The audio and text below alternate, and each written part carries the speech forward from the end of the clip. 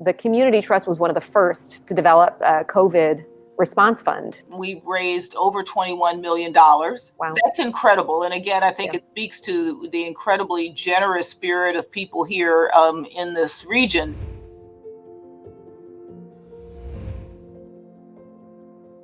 Dr. Gayle, it's such a pleasure to talk to you today because I've been a fan of your work for more than a decade. I actually first became aware of you when you were the president and CEO of CARE, and I had a friend who was heavily involved in the local chapter. They had such reverence for your work. And so when I heard that you were appointed to the Chicago Community Trust 2.5 years ago, I knew what a big deal that was for our city. And for people who haven't heard of the Community Trust, they may not realize it's one of the oldest civic organizations in the country and directs one of the biggest endowments. Do you want to talk a little bit about the Community Trust and what it is?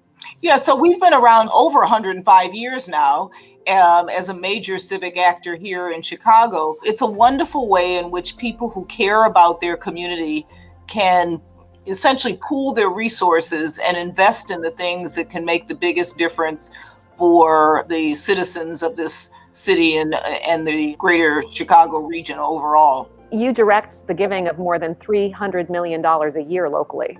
Exactly. And so we have about an asset base of just over $3 billion now, which I think speaks to the generosity of people here in this region, and give out over $350 million every year. And, you know, it goes to a wide range of organizations, from arts and education and health and economic development. One of the things that's interesting is the Community Trust was one of the first to develop a COVID response fund a few weeks ago.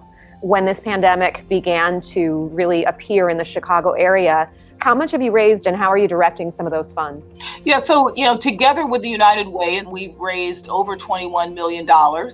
And we've been able to give out just under $9 million in the first 2 rounds of funding. Wow. That's incredible. And again, I think it speaks to the incredibly generous spirit of people here in this region. Well, one of the things I didn't realize is that you spent 20 years with the CDC. Right. And you've focused so much of your career on HIV and AIDS. At least I've read some comparisons of this pandemic to what happened during the early stages of the AIDS crisis and the communities that were affected. Do you want to talk about that a little bit in the context of kind of someone who's been through the AIDS epidemic?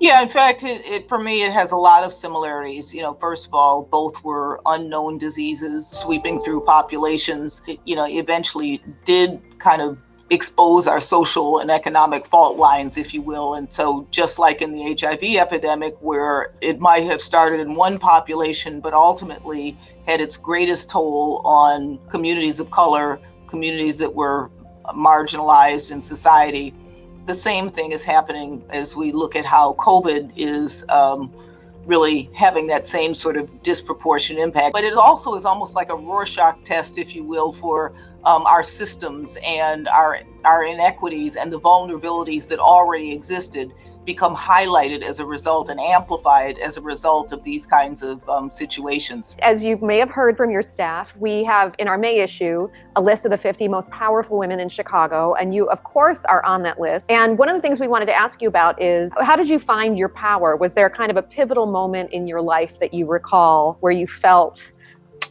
the strength and where you felt yourself kind of become mobilized and become powerful? Well, you know, I don't know if there is a moment. I never thought about power as a destination. I never sought to become powerful. But what I've always have wanted is to be able to create positive change. There's a famous quote by Martin Luther King that says, "Power properly understood is nothing but the ability to achieve purpose." You know, when I was at CARE, we had a campaign called "I Am Powerful." And it was a way of looking at empowering girls and women throughout the world who oftentimes are the most marginalized in society, don't have the ability to recognize their power. And as I saw us creating this movement that made women feel like they could tap into their own personal power, you know, it gave me power and greater agency as well, as I saw some of the poorest women in the world resonate with that notion that I too can have power, that I too can make a difference. And so that notion of how power allows you to tap into your purpose and create change made a big difference for me. We're lucky to have you in Chicago at the forefront of a movement to really help this disenfranchised community, and also to be working on COVID right now, because I think we're all a little scared about what this means. What would you say to people listening to this who, are wondering how they can get involved or what they should support? There's so much of a call to charity right now, and I think that people are unsure, where do I give first, or how do I get involved, or what do I do? Well, I think first, in this immediate crisis, being generous, which people have been already, but continuing to be generous. As I mentioned, we've raised over $21 million, and that's great, but the needs are even greater than that. We really hope that people will continue to contribute to, whether it's our fund, which is kind of a central pooling of resources, or just something that's more specific to a particular need. But you can go on the website for the Chicago COVID Relief Fund, and we would love to have more people contributing to that. But I think beyond that, I think we have to think about what's the world that we want to create afterwards. What's the world that means that when we have the next shock, whether it's the next biologic shock, whether it's another environmental shock, etc., are we going to be prepared? And are we building a society thinking about the foundation as much as we're thinking about the roof and the rooftops, and taking advantage of some of the things that we've been able to do as a result of this emergency that we should be thinking about otherwise? So, as an example, because of the fact that schools are closed, thousands of children now have laptops who didn't have them before. And we're working to bring broadband access to those parts of our community that don't have them, so that children can continue to learn. Why couldn't we have done that before? We should. Cash transfers to people who need cash to be able to pay their rent.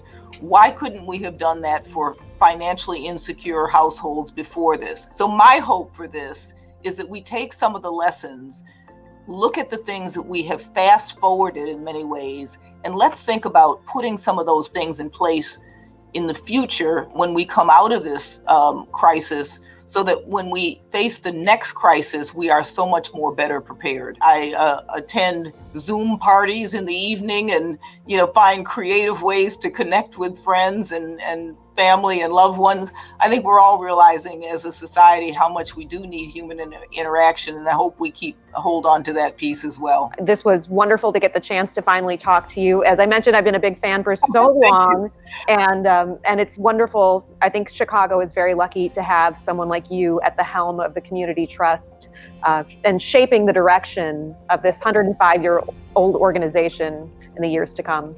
Thank you.